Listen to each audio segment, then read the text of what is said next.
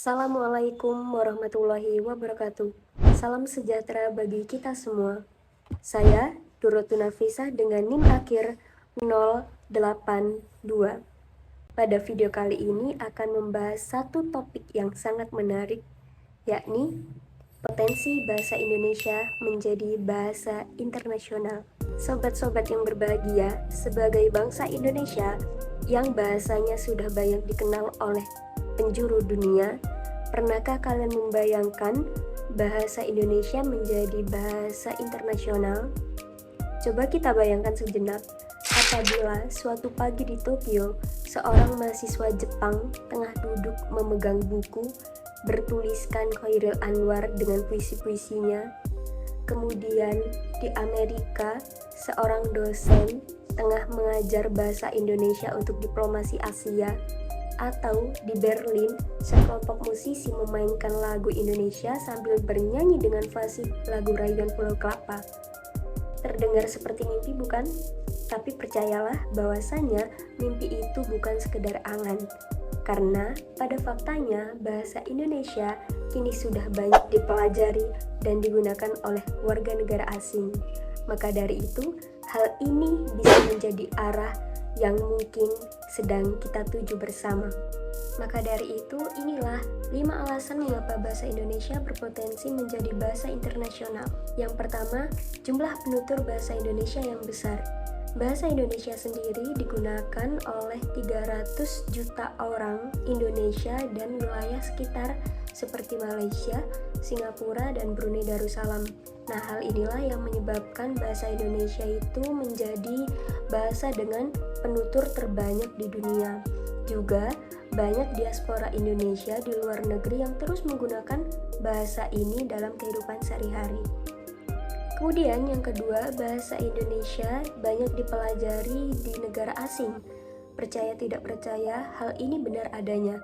Bahasa Indonesia telah diajarkan lebih dari 50 negara seperti Australia, Amerika Serikat, Jerman, Jepang, dan Polandia. Banyak universitas internasional yang membuka program studi khusus untuk mempelajari bahasa Indonesia. Yang ketiga, bahasa Indonesia ini memiliki struktur kalimat yang simple, mudah dipelajari, dan mudah untuk diamalkan.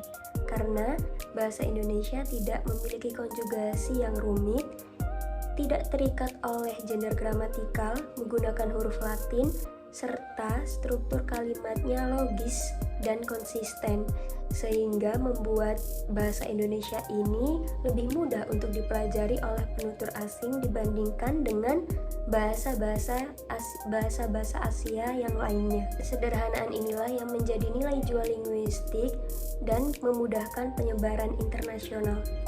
4. Keberadaan budaya Indonesia yang saat ini telah mendunia karena adanya arus globalisasi. Arus globalisasi tersebut membawa dampak positif bagi bangsa.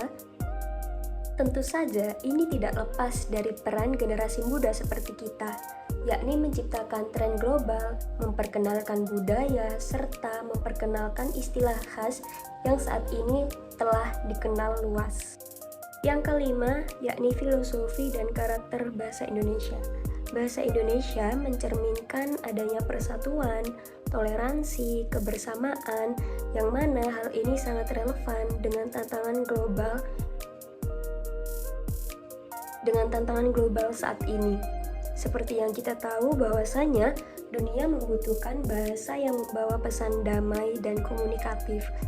Tapi tentu saja 5 alasan tersebut tidak akan terwujud nih sobat apabila bangsa Indonesia sendiri tidak mengamalkan, apalagi tidak melestarikan dan tidak menyebarluaskan bahasa Indonesia ke seluruh dunia.